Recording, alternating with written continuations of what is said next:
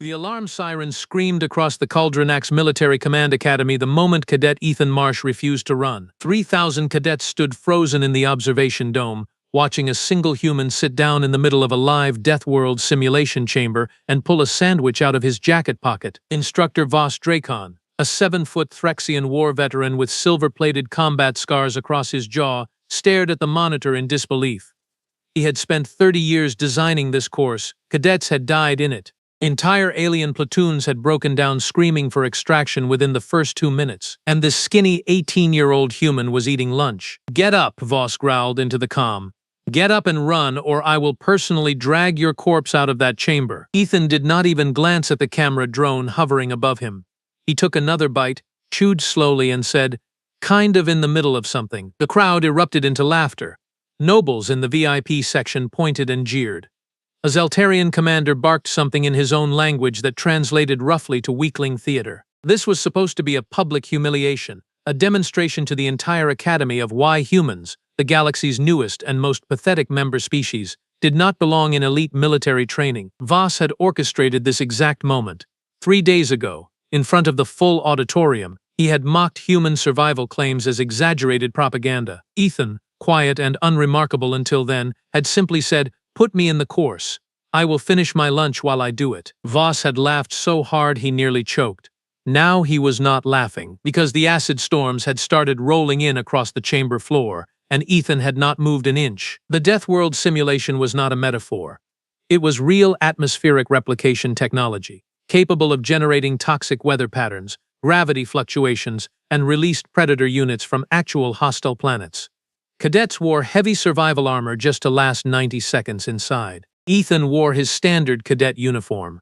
No helmet, no gloves. The acid rain hit the ground 20 feet from him and hissed as it burned through solid alloy plating. "Sir," said Lieutenant Kessa Wren, the Academy's youngest tactical officer, standing beside Voss in the control room. Her antennae twitched with visible anxiety.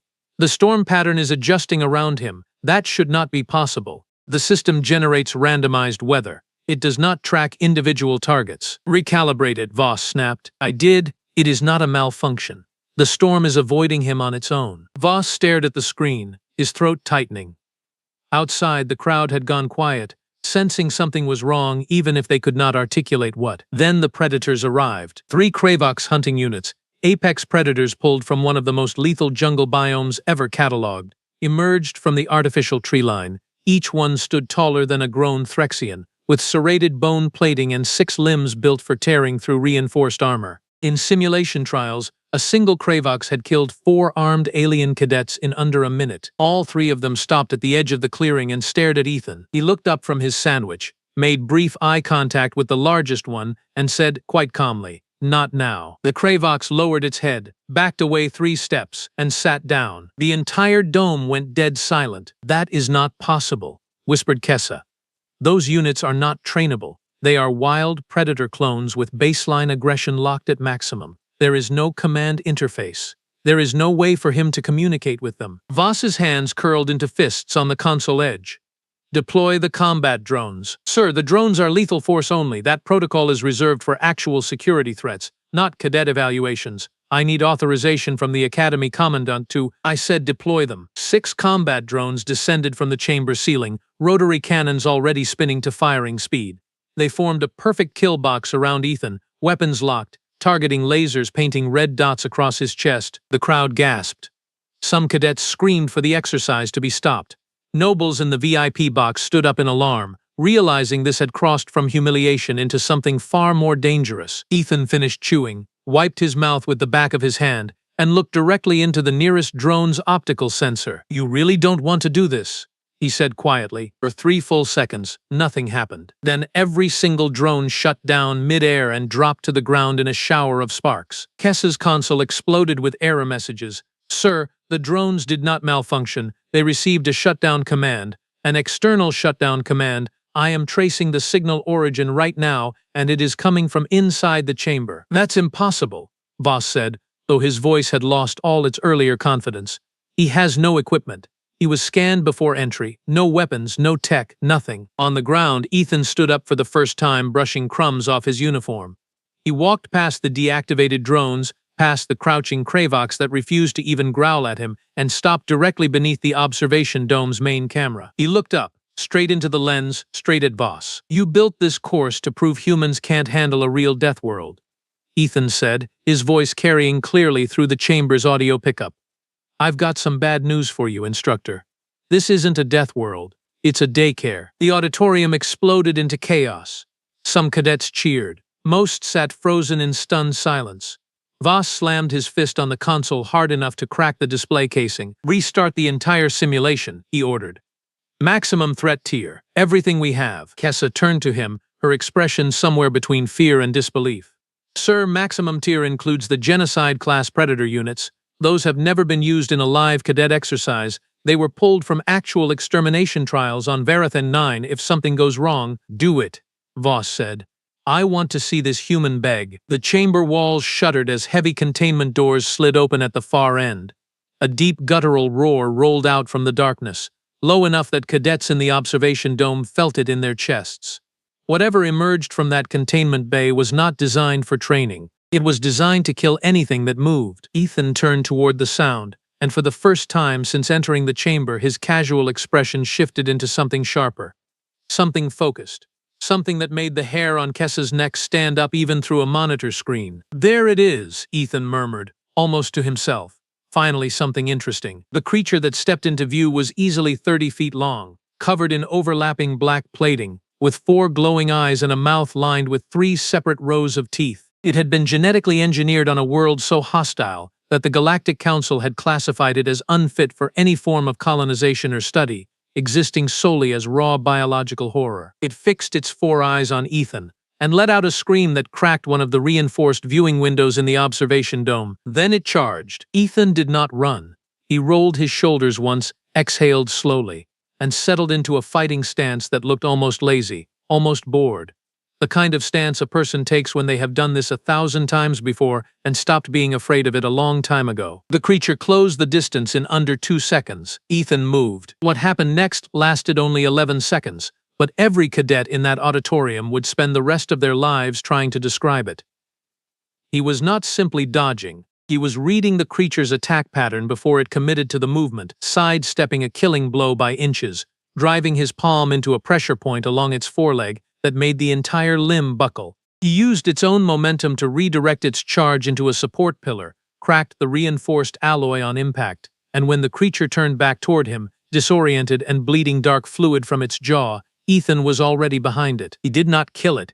He grabbed hold of a nerve cluster along its spine, a spot no alien scientist in the room even knew existed, and the massive predator dropped instantly, paralyzed, twitching, alive but completely subdued. Silence, absolute, suffocating silence across the entire dome. Voss stood frozen at the console, staring at the frozen frame of Ethan standing over a paralyzed apex predator that the Galactic Council itself had deemed too dangerous for research. His hands were shaking, though he would never have admitted it. "That technique," Kessa whispered, her voice barely audible. "Sir, that is not standard human combat doctrine. That is not anything in any known human military manual we have on file."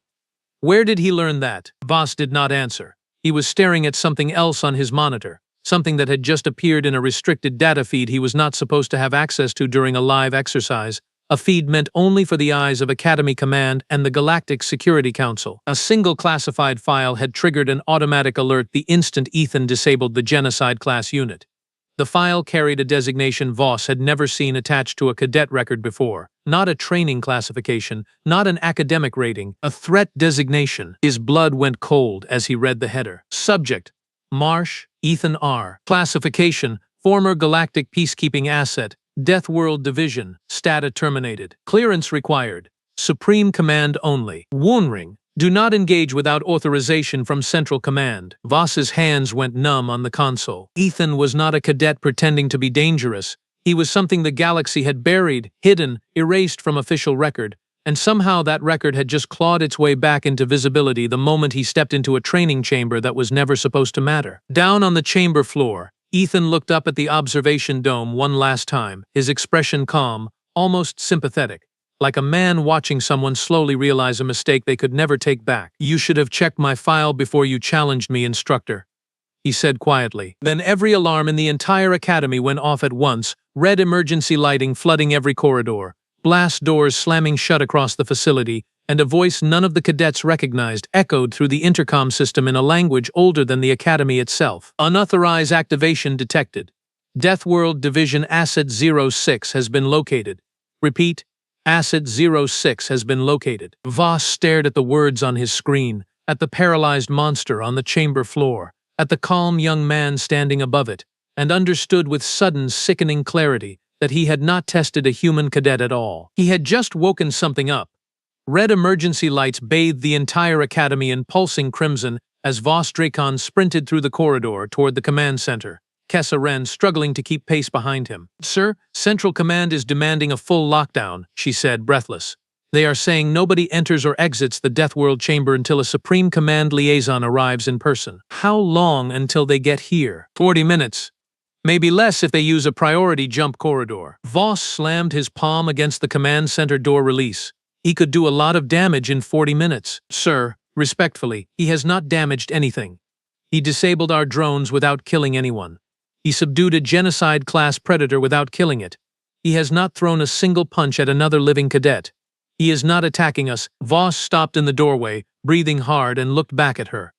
"Then what is he doing?" On the chamber floor, Ethan Marsh sat down again, this time on the back of the paralyzed predator like it was nothing more than a fallen log, and waited. He did not have to wait long. A side door hissed open, one that had not been part of the official chamber layout, revealing a narrow maintenance corridor that led deeper beneath the academy than any cadet was authorized to know existed. A figure stepped through, human, older, wearing a plain gray coat with no rank insignia, no visible weapon, and an expression that suggested she had been expecting this moment for a very long time. "Hello, Ethan," she said. "Director Hale."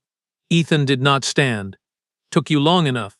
I finished my sandwich 20 minutes ago. You know triggering an Asset 0 alert brings every eye in the sector down on this academy. Every intelligence agency, every rival power, every faction that has been hunting the Deathworld Division for 6 years now knows exactly where you are standing." "Good," Ethan said. "I'm tired of hiding." Hale walked closer, glancing briefly at the twitching predator beneath him, unimpressed, as though she had seen far worse from him before.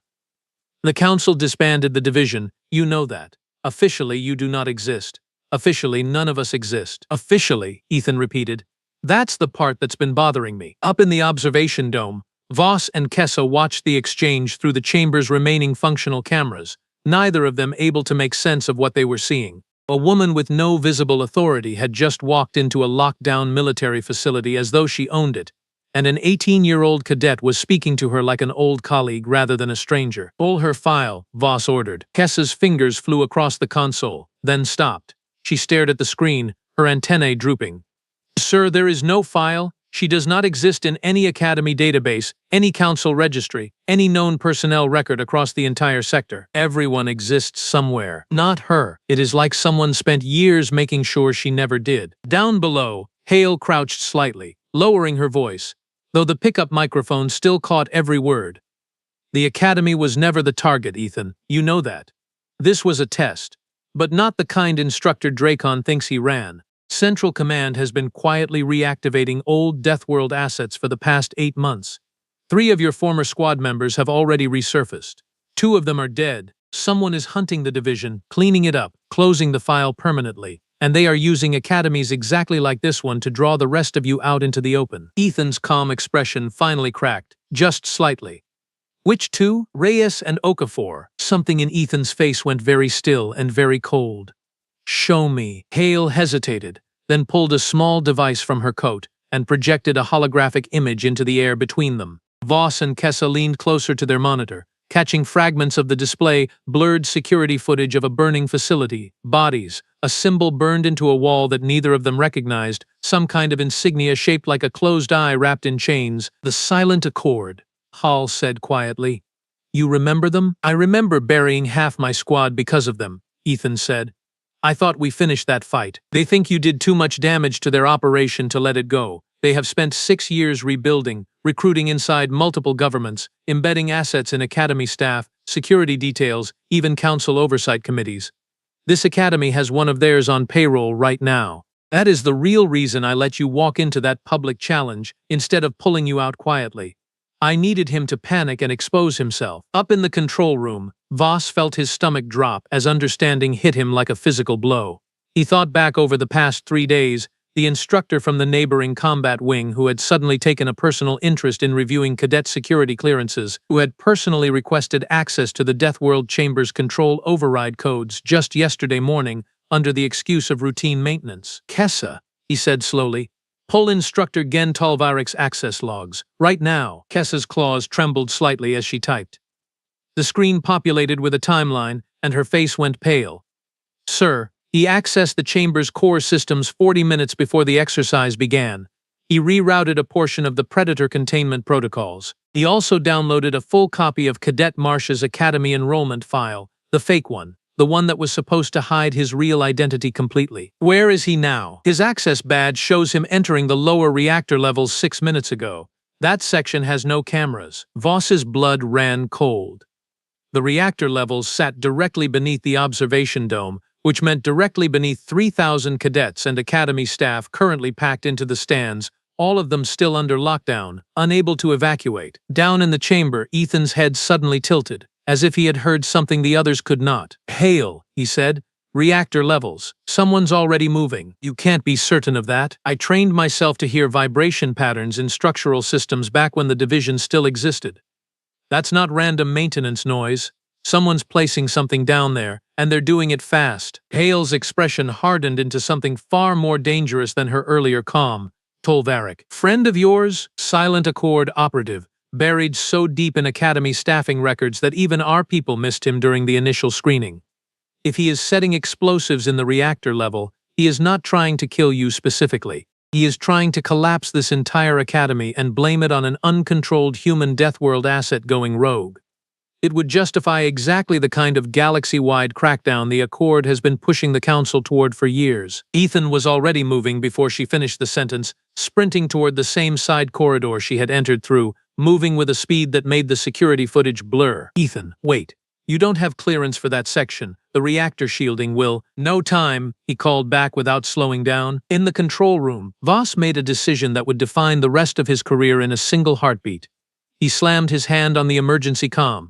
This is Instructor Dracon. All chamber lockdowns are lifted immediately. I need full sensor access to the lower reactor levels routed to my console, and I need it now. Sir, that violates direct central command lockdown orders. An aide's voice crackled back. Then you can arrest me after we survive the next 10 minutes. Kessa stared at him, something like respect flickering across her face for the first time since the exercise began. She pulled the reactor schematics onto the main screen, revealing a maze of narrow maintenance corridors, and a single moving heat signature racing toward a second figure crouched beside the primary containment core. Ethan reached the reactor chamber in under 90 seconds, a route that should have taken a trained soldier at least 4 minutes to navigate safely. Instructor Gen Tolvarik knelt beside an open panel, wiring a compact device into the containment regulator, his composed academic demeanor completely gone, replaced by the focused intensity of a man who had spent years waiting for this exact moment. You're fast, Tolvarik said without turning around. Faster than the file suggested. You're stalling, Ethan said. That means you're not finished. 90 more seconds and this entire academy becomes a very convincing example of why humans can never be trusted with real military power. The Council will have no choice but to enact the containment protocols we have been drafting for the past 2 years. Every Deathworlder in known space, quarantined, monitored, contained, all because a single uncontrolled asset from a defunct black program decided to have a temper tantrum during a training exercise. That's the plan? Frame me for a mass casualty event I'm currently trying to stop? The galaxy will believe whatever story arrives first, Tolvarik said calmly, still working the wiring with practiced hands. And once the story is set, no amount of truth ever fully replaces it. Ethan closed the distance in 3 strides. Tolvarik spun with a concealed energy blade already igniting in his palm, faster than any Academy instructor should have been able to move, confirming everything Hale had said about his true origins. Their fight was nothing like the display against the Predator. This was fast, brutal, silent except for the crack of impacts and the hiss of the energy blades slicing air. Tolvarik was skilled, disciplined, clearly trained by the same shadow organization that had already killed 2 of Ethan's former squadmates. He landed a glancing cut across Ethan's forearm, drawing blood, forcing a grunt of pain that the observation dome's audio pickup carried straight into the control room where Kessa gasped audibly. But Ethan had spent years surviving actual death worlds, not simulated ones, and pain was simply information his body had long since learned to process without hesitation. He absorbed the follow-up strike on his shoulder, used the momentum to trap Tolvaric's blade arm, and drove an elbow into his throat hard enough to drop him instantly. The device on the containment regulator blinked a warning light, counting down from 12 seconds. Ethan did not hesitate. He tore the casing open with his bare hands, ignoring the sharp bite of exposed circuitry, and ripped the primary detonator core free with 3 seconds left on the clock. The chamber went silent except for his own ragged breathing, and Tolvaric's unconscious body slumped against the reactor wall. Up in the control room, the entire academy exhaled as one collective breath. Alarms began shutting off one by one. Emergency lighting shifted from crimson back to standard illumination. Kessa sat back in her chair, hands shaking, staring at the screen where Ethan stood in the reactor chamber, bleeding, exhausted, and utterly unbothered. Voss stood frozen at the console, watching the young man he had publicly mocked just days earlier, the same young man he had tried to break in front of thousands of cadets for entertainment, standing as the only reason that Academy still existed at all. Hale arrived moments later, taking in the scene with grim satisfaction.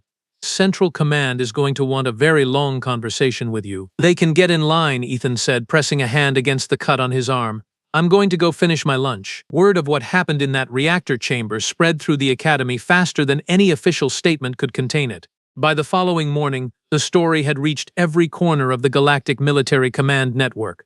Whispered in barracks, debated in officer messes, argued over in council chambers light years away, a human cadet, dismissed as a fragile deathworlder unworthy of real military training, had single-handedly stopped a black operation conspiracy from destroying one of the galaxy's most prestigious academies. Instructor Voss Dracon requested a formal meeting with Cadet Ethan Marsh 2 days later, standing in his office with none of the arrogance he had carried during the public challenge. I owe you an apology, he said. I built that course to humiliate you. Instead, you exposed something none of our security systems caught in years. You didn't know, Ethan said simply. That's not a crime.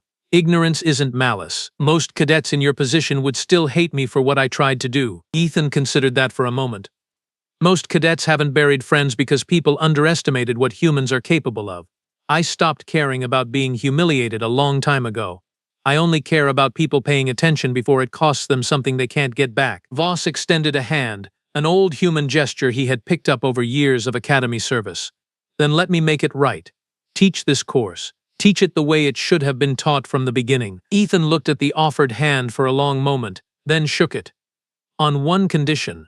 We stop calling it a Deathworld simulation. What do you want to call it instead? Orientation, Ethan said, a faint smile crossing his face for the first time since the exercise began, because where I come from, this was just Tuesday. Behind them, unnoticed by either man, a new alert quietly populated on a secured terminal somewhere deep in Central Command, flagging additional silent accord activity detected across 3 separate sectors, a silent reminder that the fight Ethan Marsh had just survived was only the smallest visible fragment of a war the galaxy did not yet know it was already fighting.